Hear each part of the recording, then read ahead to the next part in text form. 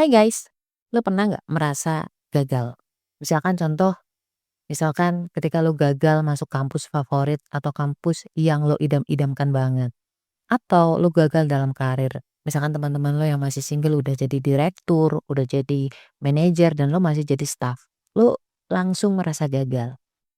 Ya kayak gitu diterus-terusin setiap hari. Jatuhnya apa? Lo merasa nggak berharga. Lo merasa kecil. Terusin aja terus. Malah. Dan sampai dampak yang paling buruk adalah ketika lu berusaha mengakhiri hidup. Gua ngomong ini tuh bukan karena imajinasi gue sendiri ya, bukan persepsi gue sendiri, tapi udah banyak kejadian orang-orang yang bundir gara-gara merasa nggak berharga, merasa gagal. Nah, buat lo yang sering banget nih merasa gagal, udah curhat sana sini, tapi kayak nggak ada perubahan, lu nggak jadi tenang juga, aku akan share satu tips insya Allah membuatmu lebih tenang. Ya gue juga masih belajar, which is ini adalah pelajaran kita seumur hidup. Assalamualaikum, gimana kabar lo? Alhamdulillah. Apakah lo lagi ngerasa kesepian atau sendirian? Kenalin, gue Ria Marliana, teman healing lo di podcast Self Healing. Di sini kita bakal ngobrol bagaimana sih belajar berdamai dengan luka. Tentu aja atas izin Allah Subhanahu wa taala. Semoga Allah sembuhkan lukamu, ringankan bebanmu dan kuatkan hatimu. Nah, sebelum gue lebih jauh, gue akan cerita bahwa mungkin di setengah karir gue itu disuruh untuk opening the market di Central Java. Jadi ada banyak perusahaan-perusahaan baru, perusahaan multinational company ingin masuk nih ke Central Java. Seiring perjalanan waktu nih, 3 bulan, udah ada yang nanyain, mana nih kok nggak ada penjualan gitu kan. Nah, ketika mereka membandingkan opening the market sama dengan market yang udah mateng, itu mereka stres sendiri akhirnya. Ya sesederhana ketika lo buka warung lah, apakah bisa langsung rame? Kan enggak. Atau lo buka bengkel gitu, apakah orang terus mau mempercayakan kendaraan mereka dibenerin di bengkel lo? Kan enggak ya, harus ada waktunya dulu gitu, takes time untuk membangun reputasi, membangun trust, membangun relasi. Tapi kan nggak semua orang itu memiliki persepsi yang sama. Kalau gua kan di lapangan, jadi gue paham. Tapi bos-bos itu kan mungkin di atas ya, udah sangat atas banget di langit ketujuh gitu kan. Di langit ketujuh dan mereka nggak tahu kan di bawah kayak mana. Sampai akhirnya ketika kita udah berusaha mengkomunikasikan dan tetap aja batu gitu ya. Kadang-kadang mereka juga dituntut juga sama atasannya si bos-bos ini gitu kan. Jadinya kan mau nggak mau dia neken balik ke bawahannya gitu. Itu hal yang common terjadi. Di kapitalis itu seperti itu hal yang biasa. Jadi kadang-kadang ketika aku melihat teman-teman pada protes, oh mungkin mereka masih terlalu idealis. Mostly gue yakin di atas 80% kapitalis itu ya seperti itu strukturnya. Ketika atasan menekan bawahannya, bawahannya ini akan menekan bawahannya lagi. Ketika di-push seperti itu, gue merasa under pressure, kayak hopeless, hilang harapan, gak tahu gimana lagi ngomongnya gitu kan. At the end, ketika mereka menekan kita seperti itu, kadang-kadang kebawa nih bahwa oh kayaknya gue yang gagal ya, kayaknya gue yang nggak bisa deh. Lama-lama kayak ngerasa kitanya nggak berharga, berasa kecil, kayak kita tuh bodoh banget nggak sih gitu. Akar masalahnya adalah karena kita melihat dari satu sisi doang, yaitu dari sisi penjualan doang, angka doang.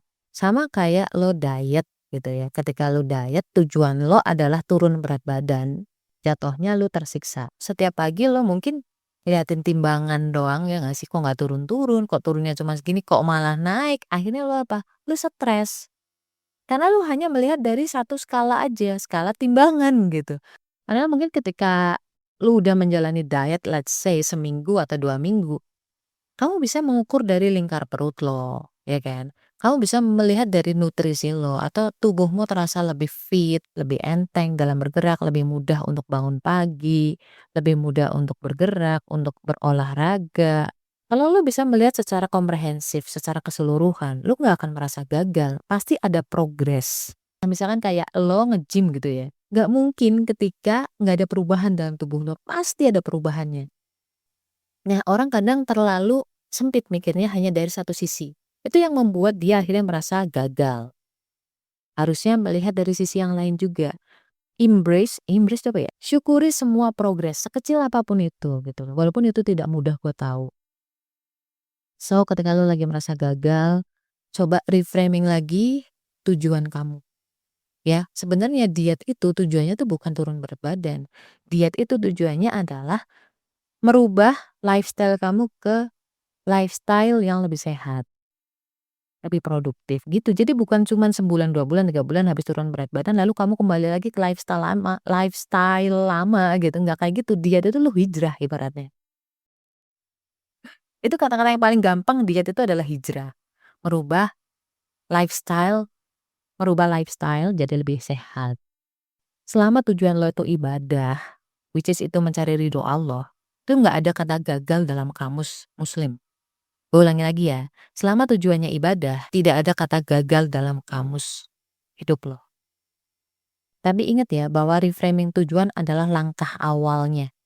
Kadang kita masih merasa gagal, masih merasa nggak nyaman. Nggak apa-apa, diiringi lagi dengan kesabaran. Karena apa? Karena kadang kita harus berdamai dengan perasaan nggak nyaman itu. It takes time. Kan nggak serta-merta ketika merubah tujuan atau pikiran jiwa langsung tenang, kan nggak kayak gitu ya. Ada masa di mana kita harus tahan. Dan insya Allah ketika kita berusaha bersabar dengan ketidaknyamanan itu, ingat kan ada hadis Nabi bahwa ketika kita merasakan sakit atau nggak nyaman atau kesedihan, kegalauan itu menjadi menggugur dosa buat kita, ya. Dan sabar itu lebih mudah didapatkan ketika kita terus-menerus menimba ilmu, oke? Jadi di saat itu gua berusaha untuk, melihat secara lebih luas. Lihat lagi nih, oh walaupun memang belum ada penjualan sama sekali, ternyata sudah ada beberapa customer yang nanya. Jadi parameternya bukan hanya dari sales, tapi ada brand awareness. Sudah ada beberapa orang yang nanya harga, yang tertarik pengen dijelasin, sudah berapa presentasi. Ada satu perusahaan yang kalau misalkan lo ngikutin podcast gue ya, dulu gue pernah kerja di perusahaan Jepang. Sama, dia memang tujuannya adalah untuk opening the market di Central Java. Lebih tepatnya ke market research sih. Jadi satu-satunya perusahaan luar yang memang sebelum terjun ke sebuah market dia melakukan research itu satu-satunya ya perusahaan Jepang itu. Makanya ketika market research mereka nggak pernah yang namanya nge-push namanya sales. Yang mereka inginkan adalah data. Jadi ketika data itu bertambah, data itu nambah, data nambah gitu ya, data customer kah, atau data informasi dari customer kah, data visit kah, data call kah, data relasi kah, berapa customer yang udah presentasi, berapa customer yang udah tertarik dengan kita. Nah itu mereka apresiasi. Cuman satu doang itu di antara 5 perusahaan yang minta gua untuk opening the market, cuman satu doang yang seperti itu. Dan gue sangat merasa diapresiasi waktu itu karena memang nggak mulu tentang sales. Mereka benar-benar yang tahu goalnya mereka tuh apa. Itu gue salut sih sama mereka. Jadi disitulah gue mulai menemukan titik bahwa, oh gue nggak gagal kok. Gue ada progres kok, kayak gitu. Dan gue bisa bilang alhamdulillah. Gue merasa kayak gue berhasil di titik ini, titik ini, titik ini. Walaupun gue belum sampai ke sales. Yang pasti gue udah tahu tujuan gue kemana. Dan gue tahu arahnya gue kemana. Dan ketika di review sudah ada progres mengarah ke tujuan itu, which is okay. Kadang kan sebagai BOD, manajemen itu kan dituntut, profit oleh owner kah atau investor, gue paham sih. Terus gimana Mbak dengan kelima perusahaan itu? Ya ikutin terus lah podcast-podcast gue, insyaallah gue share juga perjalanan karir hidup gue, yang mudah-mudahan juga bisa lo pakai. Shalla haula wala quwata illa billah, stay love and assalamualaikum warahmatullahi wabarakatuh.